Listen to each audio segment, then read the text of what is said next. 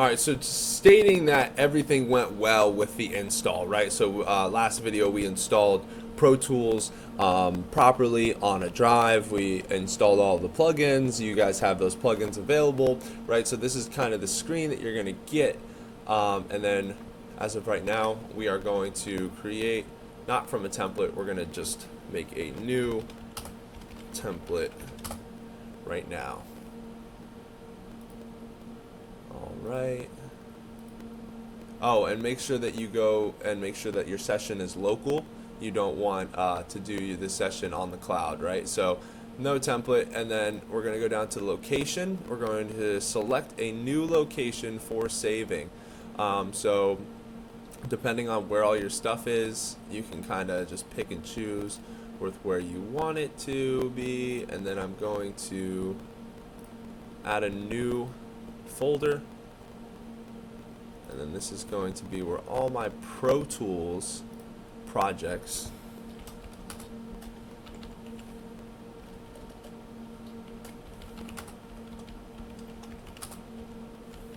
(2024). All right. So boom, we're going to use that, and then we're going to use this current folder. All right. So that means that all your content, cache, everything is being kept on an external drive instead of flooding your main drive with, you know, just music, with cache, media, metadata, all that stuff. You don't want to have to deal with all that while you're creating music. So we're going to create, it's going to give us a blank slate.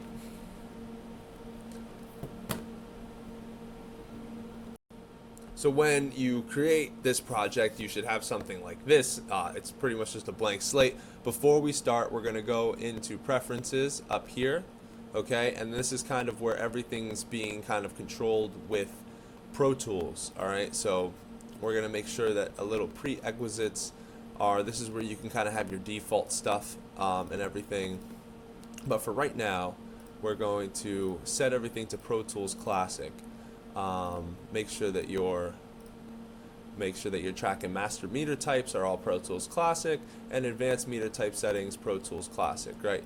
So that and everything else is kind of, you know, self-explanatory. You don't really need to use any of that stuff, right? And then we're also going to make sure that our playback engine, right? So whether you have a Focusrite, a audio interface, then the video we talked about via hardware, you should have your audio interface plugged in at this point. If you don't have an audio interface and you plan to use a microphone via headphone jack or USB microphone and the output into your headphones, you want to download this thing called ASIO for All. It's going to allow you to use Pro Tools, use Studio One without having to have an audio interface, right? And then this, depending on how much gigabytes you have in your computer, that is going to be able to allocate disk, right? So you're able to do a lot more in program with more gigabytes of RAM running, right? So this is running your random memory. I call it random ass memory because it's RAM. All right, and dynamic plug-in processing, that's just going to allow you to be dynamically sound within the environment. Okay, cool. So let's get into the first stuff. So in order to add a track, we're going to go up to track, add a new track, audio lesson number whatever. You want to work in mono audio, right? You want to make sure that your audio processing in your settings is mono, and when you add tracks, you want to add mono. Now, when we start adding buses and auxiliary and FX plugins and effects channels, that's going to be a way different story because that's not mono. It's not running. We're taking the mono track channels and then we're sending them into a stereo aux channel, bringing it back to stereo where we can kind of have more hands-on control with everything. All right, so let's add our track in samples, audio track, right? Cool. All right, now when you add an audio track into Pro Tools, there's not going to be anything there. So what you need to do is you need to be able to show the viewers, right? So my mix window viewers, which is in the mix window, this is called the edit window that we're currently in, and we're going to add all of the inserts and the sends to our edit window, right? So we got all of our inserts there, and then we're adding our sends as well. And you'll know later in the video why we're doing all of this and stuff. So Oh, and make sure that you have your I/O, because that will give you your volume as well as where your inputs and outputs are going, right? So if I go to this record button, I'm now recording into this microphone, right? So I'm live. But you can't just start there, right? So we have to take this, and then we're going to start creating a channel, and then busing that channel, being able to get more hands-on with editing. So let's get into that. All right, so before we also begin, it says by category. You're actually going to change it to manufacturer, right? So you actually see what plugins are being used by what manufacturer, right? So you have over here, and then you got all your stuff, right? So, oh, my Avid stuff isn't. Oh, there it is. Trim tool.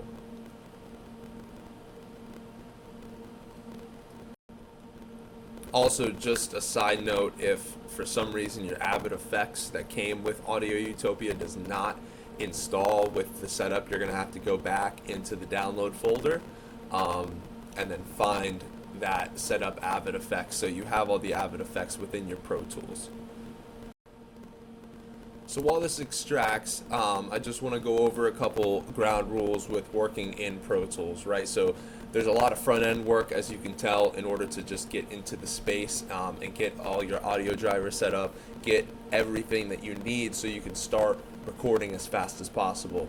This course is supposed to bypass all of the technical stuff. Just follow along, do as I do, and you'll be on your merry way to getting a efficient template. So let's jump back in, let's get this template built. Now that we have all of our prerequisites, our effects, our plugins, everything, we're ready to start making a song or podcast.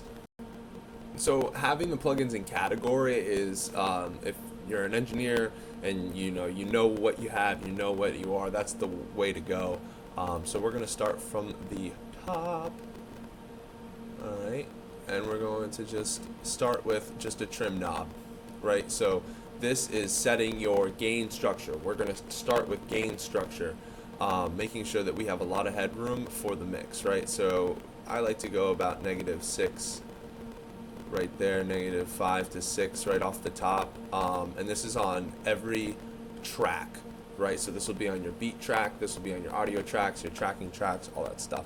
So we're going to go add a new one. This is going to be for the beat. Has to be in a stereo format, right? So that's going to be our beat. I like to put it at the top. Name it beat. You can name your tracks whatever you want. It really doesn't matter as long as you know where everything is. Over here, you double click these little things. You're into these color modules, so you're able to color code everything, right? So let's just check. So we're getting connection. So we have our tracking audio, and then we have our beat audio, right? So what we're going to do with these, and then we're going to add a background as well. We're going to add background, and then one more. So you're going to use this top track here. I'll show you.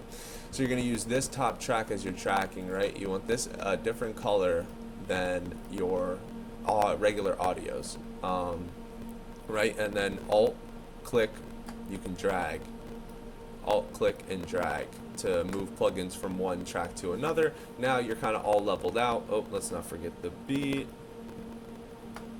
Alright, and then now you can see why kind of hardware, matters. We're not even in it that much, and then this is going to be our background, right, or our secondary vocals or anything like that along the lines. Change it a little bit to a lighter color. There you go, so you have some differentiation.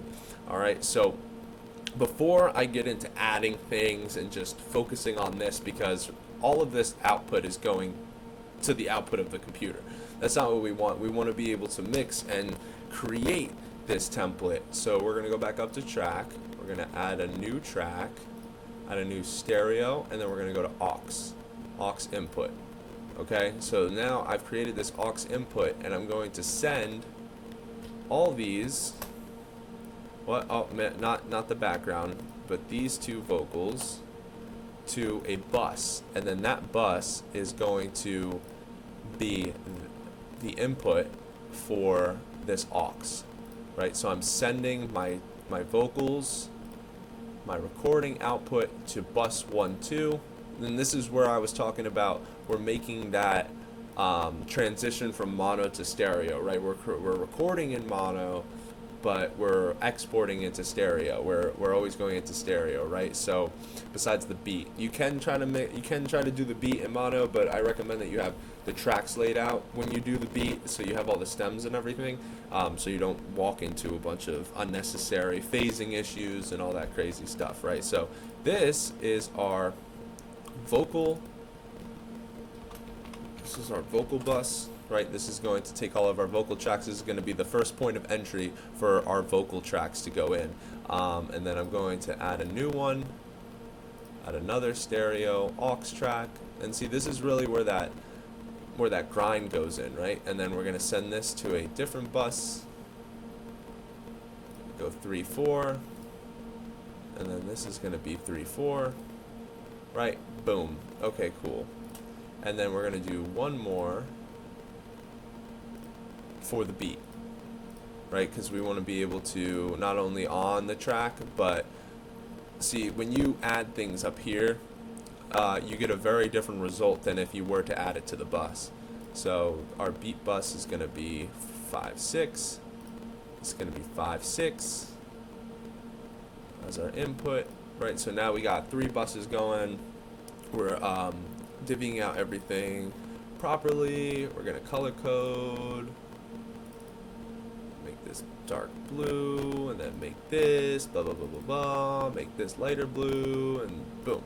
Alright, so now we have kind of a basis of like where we're going, right? Where is everything? How does everything sit, right? And this is, so then when you initiate your tracking, it should be able to show up in that vocal bus, you see? So right there, and then into the vocal bus. So I'm now going to add another aux track, okay, another stereo aux track, and now I'm going to take that vocal bus, take the 2 vocal buses, right, and I'm sending them now to aux 3, which is going to be known as the vocal mixing, or vocal vox, or the vox. So background, blah, blah, blah, blah, blah, vocal bus, we're going to aux 3, alright, and we can change this name to vox, and then this is your processing for all of your vocals, right? So you have your main vocals, you have your background vocals, and that's being bused to 2 separate channels. Then those 2 channels are coming back into the vox, right? So then that, and then now we're going to take the beat bus, and we're going to slap it next to the vox, and then send them both to the same channel. So another track. This is pretty much what it is creating tracks, and being able to create a canvas, and then that it works in your favor, right? So then we're taking the beat, and we're going to the track. We're going to the, this is aux 2. We're going to aux 2, which is going to be the mix bus. So now we're taking our beat vox, we're taking our we're taking our vocal vox, and we're going straight to the mix bus, and then this is going to give us that availability to have a mixing channel, a channel where you can go and you can mix. Think about that. Right? And then one more, and this isn't even getting into effects yet, and we'll show effects coming up, but I just want to get all of these all set up so you guys see what the hell we're doing here, right? And then we're sending this mix bus to the master. Let's name it first, so there's no weird things, because some of them, now they're going to the aux that's named differently, right? So boom, boom, boom, going to our master, and this is just pure, just basic template making. This was used by a lot of engineers and stuff that are in the industry, they love to have templates when they start working, right? So right here, you can jump in and throw the gain up all the way on your damn microphone like that and start recording if you really wanted to, right? And then this is a baseline of how to get started, of a full skeleton of a working template without the effects plugins, right? So we're going to get into the effects setup right next. I'm going to take a break, go get some coffee, and we'll be right back. All right, cool. So you got your skeleton template, right? And then now we're going into making a template for audio recording. Okay, so we're going to start with the tracking thing, right? We're going to start with our tracking vocal, or whatever you want to call it. And this is kind of where I recommend going into your configuration, your setup, your preferences. You're going to go to manufacturer, right? Or category and manufacturer. So you have best of both worlds. So we're going to start with, like we said, we talked about trim room, and now we're going to go into amp. So we downloaded our Black Rooster audio. I'm going to show you the key generation part of this if I have to, right? So we're going to do, since it's Halloween era, we're going to do the pre-73. So this is going to be our pre-amplifier for the microphone that we're using through our interface. This allows us to have a starting point of bringing in audio into the program before we start getting crafty with it. So this is the pre-73 by Black Rooster Audio. We're still going to kick down the gain because we're going to make up with it with our trim, right? So this is kind of our in, that's kind of our out. And we're going to add a little bit of shelf just to give it some, some class, right? Some, elegance on top, right? So I really try to keep it very, very minimal up here because you're going to be creating a lot of these tracks. Right, so then that's where our vocal bus comes in. So we're gonna we got our settings there, right, and we're gonna alt, bring down, drop it down. You don't need this on the beat because most of the beats that you will be working with via Wave, MP3, all that, they'll already be kind of mixed and mastered. The whole advanced part of the course is where we go into tracking multiple instruments, multiple microphones and stuff like that. That's in the advanced stuff. So if you want to learn how to do that, that's in the advanced stuff, and you can go check it out. Right, so vocal bus. We are on our vocal bus now, okay? And what I like to do is I like to have a little bit of control in the beginning along with a lot of editing. So we're going to go into, let me see, we're going to go into SSL. All right, and if you don't have these plugins, they should be available in the drop-down downloads, right? So Native Strip is always my go-to for just the beginning of stuff. It kind of it emulates my mixing board, right? So if you see how a mixing board goes, you have your trim knob up on top, and then you have your EQ, and then you have your compression and your stuff, right? So you can kind of you don't really need the dynamics on at all, so you can turn that off. And then I'll go through this a little bit with you. This is your low shelf, right? So this is where that low frequency, where it's going to be cutting off. It kind of takes a bend like that. Think about this as your audio chain, right? So you have your low mids, you have your high mids, then you have your highs and your lows. And you don't really want to get crafty with this too much. Kind of set it up for like a bass. Set it up for a bass model. Kind of allowing you to have a little bit more availability going into the mixing with your other EQs. This is just setting you up for kind of pre-amplification, right? And I like to take a subtractive take on it. So you're kind of subtracting, what you're supposed to, right? So 2K, it's always a little harsh. And then your Q is how big of your bell you're going to take. So a big Q is like this. Here, I'll show you. I'll go to this camera. Big Q is like this, right? And then this is more. So you'll be taking more of the frequency range like this, and then you'll be kind of pointing it out when you have a low Q, a high Q compared to a low Q, right? You're kind of having more of a you know taking that frequency by the throat.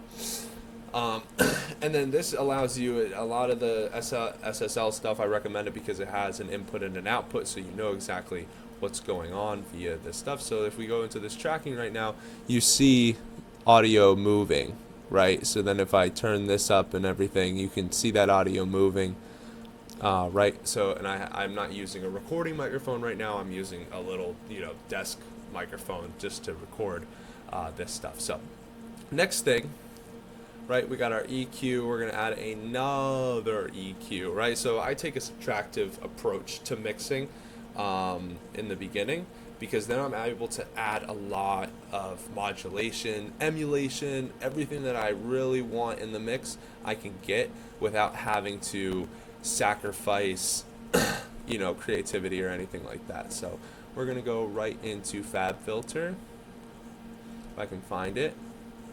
We're going to go to Pro Q3. Pro Q3, there's a lot of equalizers out there that will give you, oh wow, I'm tracking right now. There's a lot of EQ vocalizers that'll give you what Pro Q uses, like Infinity with Slate, and Waves has something else and stuff. But I just like Pro EQ because I can add as many bands as I want. You know what I mean? I can add literally as many bands as I want. Okay, and that's really cool as a music engineer, or whether you're just doing sound or anything, because every vocal is different, every track is different, every podcast is different, right? You want to be able to have high quality content no matter what you're doing, right? And that's kind of what Pro Q does also. Really cool. It's just dynamic EQing just makes things a lot easier for you going forward with creating sound, because when you're in a podcast area, if this frequency right here, like, let me turn on the mic real quick, right? If this frequency right here, right, like you see these right here, keeps on going, right? Keeps on going. I can pull this down now, and now I'm subtracting that EQ, right? Now that's not even existing in my vocal. And that's exactly why I love Pro EQ, is you can literally do that. And now SSL offers something like that too, but it's not as, bougie or whatever. Cool. So, right. Awesome. What's next? We're going to go into dynamics, right?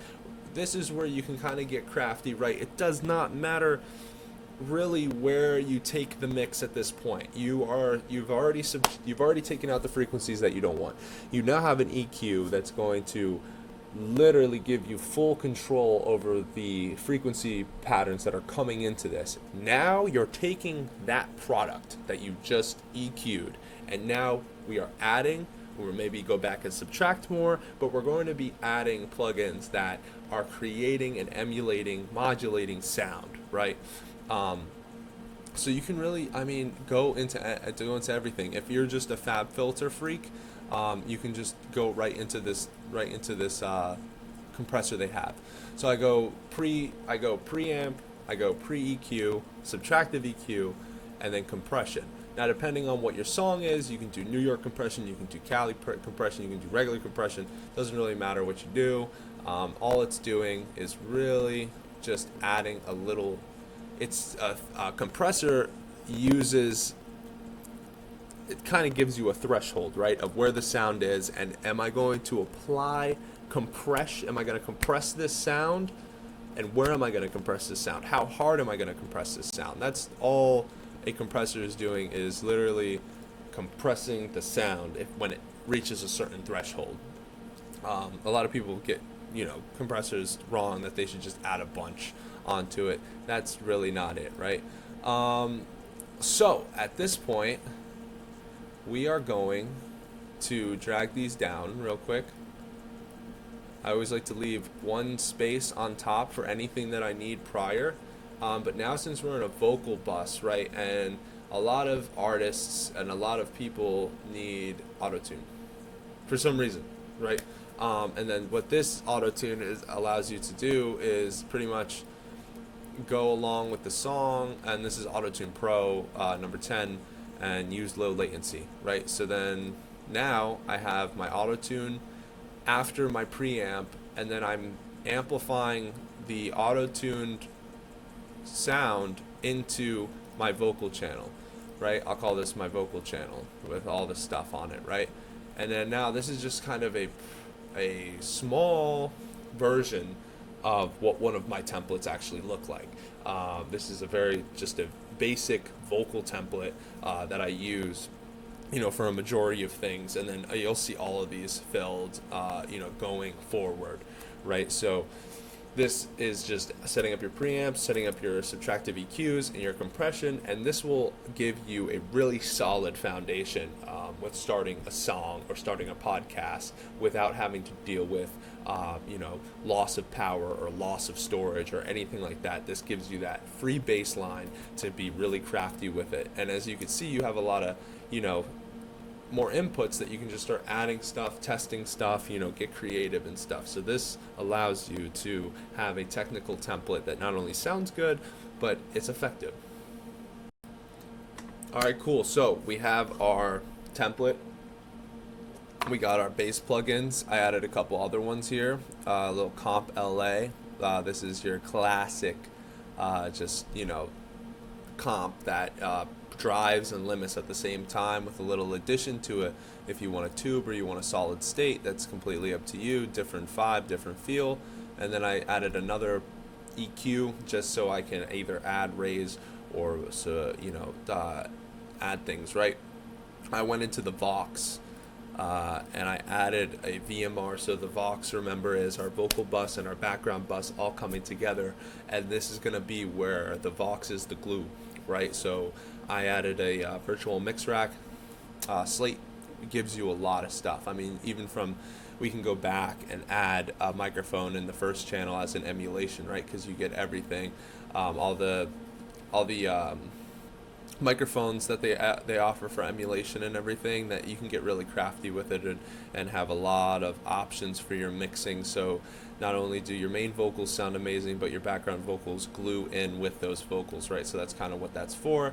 And then the Pro MB, this is Fab Filter. This is a mixing mastering plugin that allows you to dynamically center the waveforms, okay? So now we have a bassist, right? But we want to be able to add sends. We want to be able to add effects and everything, right? So we're going to go down here to where our background box is, right? So we're going to keep, this is where our separation starts. And we're going to go up to track. We're going to add some new tracks, add some new stereo tracks, right? And we're going to add 5 for right now. Oh, 56, Jesus Christ, about to break my computer. All right, so 5 aux tracks, okay? Right, so now we have all of these, right? What is this? What's going on, right? We're going to name these effects. So double click the name. This is going to be our verb 1. Be our verb 2. Be our classic echo 1/8.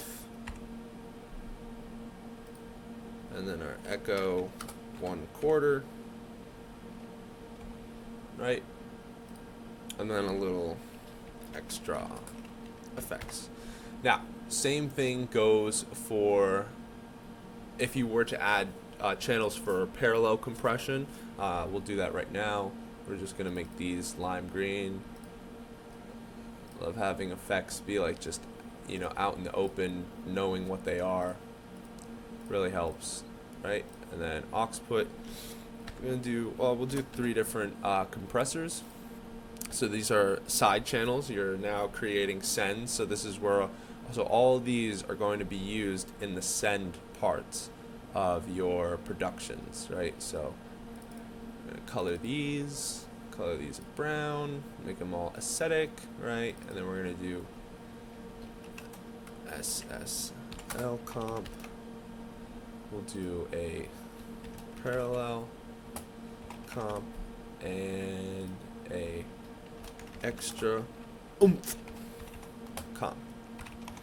right? So, you know, just name things that you like, you know, that you're going to have fun in here, right? If you're going to be doing any type of audio stuff, you know, you want to have fun in it. You want to be able to create product, create vibes, create, you know, memories, you know, within program. Cool, right? So we have all of this now, and the fun thing of doing these is sending them all to the proper bus. Okay, this is where it gets a little tricky because you want to be able to send them to the right place. You know what I mean? You don't want to just have a bunch of stuff. You know what I mean? So we're going to send it all to the Vox. Send all of the effects to the Vox channel. Because if you send them to the mix channel, you're going to have an extra line of output coming into your mix bus. And that's not what we want. We don't want when you mute something or when you stop the vocals at a point, you don't want them coming in again from a different entity, and you don't know where it's coming from, and you're sitting there freaking the fuck out because you don't know where this extra vocal is, and now it's slapped up on top of each other, and you've had enough for the day. You don't want to do this anymore, you know, and that's not what we want. We want you to be able to enjoy this experience, you know what I mean? So right now all I'm doing is sending all of these to the Vox. Okay, so now all of these are to the Vox, and now when I go here and I add a send, right, so I have my verb, I got my echoes, I got my extra effects, I got my SSLs, right, so now I add this to that, and then now in a perfect world the verb is now being added to that, right? So it will automatically choose itself. When you send this, when you create a send and you choose that aux track as a send, it's going to automatically take care of the input. Do not under any circumstances go in here and get funny with the inputs, because you're going to have a world of hurt and you're not going to be able to use your effects accordingly, right? So then you can go into here, start adding your effects, right? Go to your reverbs, right? Pick out a fucking awesome reverb, you know what I mean? Like, there's so much crap here. I'll do intensity. There you go. So my theory with the verbs, right? You have two reverbs. You have one reverb that's a dedicated plate reverb. Okay. I do not want to take we'll take a quick tour together actually. So with the reverbs, verb 1 should be a plate, kind of creating a virtual room for your recording environment. Verb 2 is the addition to the plate verb that's going to give your vocal, your podcast, that elegance, that essence of like, wow, something's actually going, you know, I feel this going on. That's going to be your verb 2. You can add a third verb as well, since you now know how to do effects channels, and you can get real crafty. What I love about having effects channels on the send channel is I have one extra way of pushing the sound, right? So I'll have a verse that'll go real raw, and then I'll gradually raise it up with the verb to the point where at the end of it, it just washes out. You know what I mean? And then that's really cool, right? So let's take a thing. So they're excited to present this to us, right? So power lets you activate or bypass. Pre-delay allows you to add more delay between the dry and wet signals. So that's cool. So you can add pre-delay to your reverb like an echo machine. Distance, obviously the distance from the microphone to you in the room, the size of the room, what you're doing, right? And then just the decay, right? Are you decaying the room? Damping is bringing it back to a more fuller sound instead of a hollow sound, and then it gives you a width button as well, which is really, really nice. And this is by Arturia. They're cool stuff. So the reverb level as well, really, really nice. And it has an extended version. So you're able to get a little bit more crafty with reverbs on this level of stuff. I personally have always stuck with Verb Suite Classics. I'll show you that in another part of this, but this is a really high-end reverb that really gives you a lot of availability on how to create an awesome room. So when the artist or the podcast start, you already have a basis of microphones. You're there, you're in it, you're in the virtual environment, right? So that's just kind of how you add them. If you go to echoes, right, we go to sound. Ooh. Do not have my sound toys here. Alright, so some of the plugins in Pro Tools won't work with Pro Tools, right? So when I go here, I downloaded Sound Toys, it's not in here, right? So what you're gonna have to do is you're gonna have to download Blue Cat Audio, and we're going to have to find the plugin Patchwork. Boom. So this allows you to add plugins to your Pro Tools session that are not AAX files, right? So if you have plugins that are just VST, this will allow you to have the availability to add plugins that are not accepted by Pro Tools. Okay, so you don't have to do any parallel chains, all pre. We're gonna load VST, all right, and it's gonna take us to where we need to do it. It should already bring you up here. We're gonna add Echo Boy. Boom, and guess what? We have any plugin that's VST, not AAX, inside of our program, right? So now we have that eighth note. We're gonna add a little feedback, we'll try mix, right? And then now we have that echo going through our tracking vocal. We're gonna go up here, go to the eighth note, right? And now we have that eighth note rockin' and rollin'. Cool, so now you have your echo, you got your reverb, you got your everything pretty much, and what you're gonna do in here is pretty much replicate exactly that process, and then you're gonna just take care of what effects you want, right? Your add effects what you want, right? Add reverbs the ones that you want. We're gonna go and download Slate Digital, not just the virtual mix rack. We're gonna go get Verb Suite Classic so I can show you some really cool reverbs and how those rooms actually work within the program. Okay, now comps, use any comps you want, anything in Dynamics. You'll be able to really work with it. I prefer Lindell, Fab Filter, and a couple SSL. Right, for the beats, we're gonna get into our next section in the template is mixing and the mastering stages. So you've been able to get your tracking, you know where your audios are, you have everything plugged in, ready to go, and then now you're going to start getting into mixing.